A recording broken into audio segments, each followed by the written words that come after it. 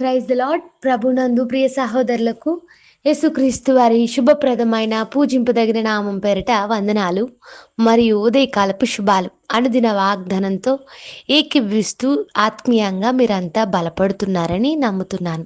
ప్రతిరోజు వాగ్దానాల ద్వారా మనల్ని బలపరుస్తూ దర్శిస్తున్న దేవునికి స్తోత్రాలు.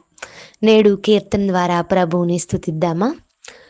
గొప్ప దేవుడవు నీవే, స్తుతులకు పాత్రుడ నీవే.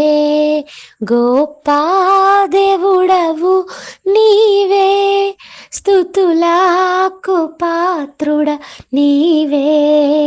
తప్పక ఆరాధింతు దయాళుడవు నీవే. తప్పక ఆరాధింతు దయాళుడవు నీవే.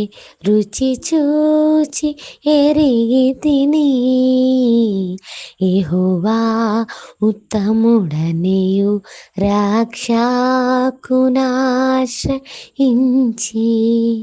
నే ధన్యుడనైతిని. రక్షకునాశ్రయించి నే ధన్యుడనైతిని.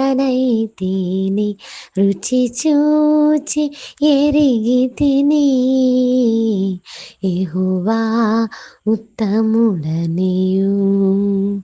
హల్లెలూయా. అవును, మన ప్రభు గొప్పవాడని, స్తుతులకు పాత్రుడని, ఆరాధించే దేవుడని, దయాళుడని, ఉత్తముడని మనం ఎప్పుడు తెలుసుకుంటామంటే ఆయన్ను రుచి చూసినప్పుడే, ఆయనను ఆశ్రయించినప్పుడే ఆయన గొప్పతనాన్ని తెలుసుకోగలుగుతాం. అప్పుడు మనము ధన్యులమవుతామని ఈ పాట చెప్తుంది.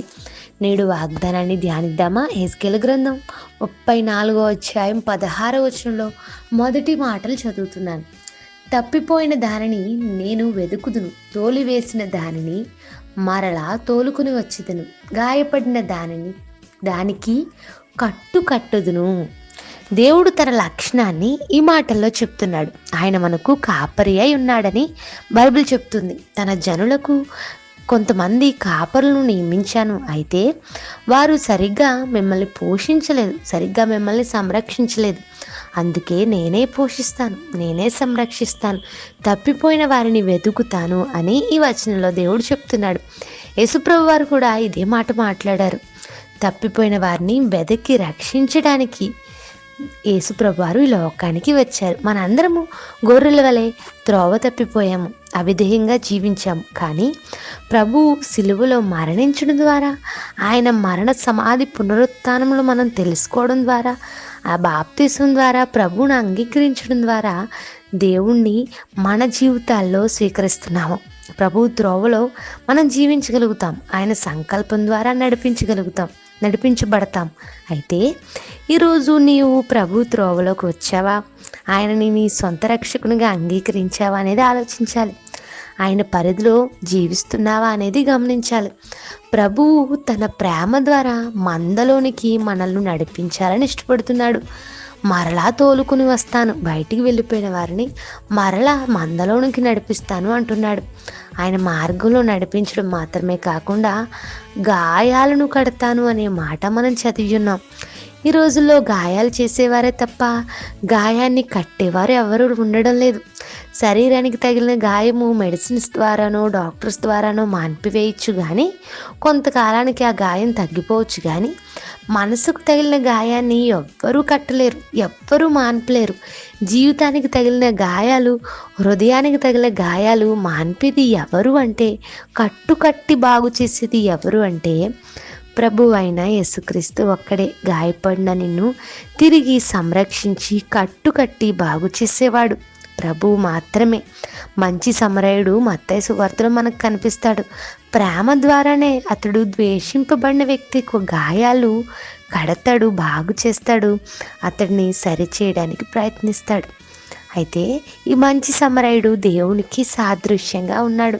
నీవు నాకు వద్దు అని దేవుణ్ణి విడిచి విచ్చలవిడిగా తిరిగిన మనల్ని త్రోవలోకి నడిపించడానికి, తిరిగి మందలోకి చేర్చడానికి, మనందరి గాయాలు కట్టి బాగు చేయడానికే ప్రభు వారు ఈ లోకానికి వచ్చారు.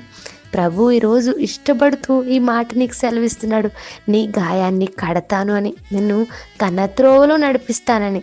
ఈరోజు ఆయన స్వాధీనంలో ఉండడానికి ఇష్టపడితే మన ప్రభువు మనకు కాపరి అయ్యుండి తప్పిపోయిన మనల్ని తిరిగి మందలోనికి నడిపిస్తాడు, తిరిగి తన త్రోవలో నడిపిస్తాడు.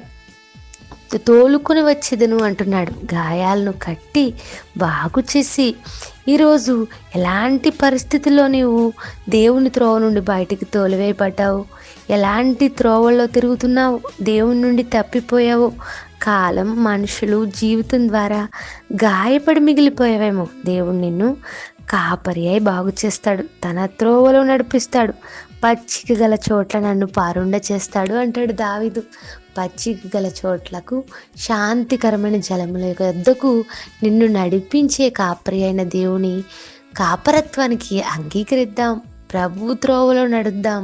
ఆయన మన గాయాలను కట్టి బాగు చేసి మేలైన మార్గంలో నడిపించేవాడు, శాంతి చెంత పరుండ చేసేవాడు. ఈరోజంతా ఈ వాగ్దానం ఆధారంగా ప్రార్థించండి. ప్రార్థన. నమ్మకం గల మా తండ్రి, మాతో మాట్లాడిన మాటలు బట్టి స్తోత్రాలు. మా ప్రియులను ఈ దినమంతా ఈ మాటల ద్వారా బలపరచండి. ఏకీభవిస్తున్న వారి జీవితాలను నీ స్వాధీనంలోనికి తీసుకోండి. నీవే కాపరివై ఉండి వారిని నడిపించండి. ప్రతి ఒక్కరి గాయాలను కట్టండి, బాగు చేయండి, సరిచేసి మంచి సమరయుని వలె మా ప్రాణములను తెప్పరిల్ల చేయువాడు నీవని నమ్ముతూ నేను స్తుతిస్తూ ఏకీభిస్తున్న ప్రతి ఒక్కరి పట్ల ఈ వాగ్దానం నెరవేర్చి దీని ఆశీర్వాదాలు కుమ్మరించమని అడుగుచు యేసుక్రీస్తు వారి నామంలో అడిగి వేడుకొంచున్నాను తండ్రి. Amen. Have a blessed day. God bless you all and me as well. Thank you.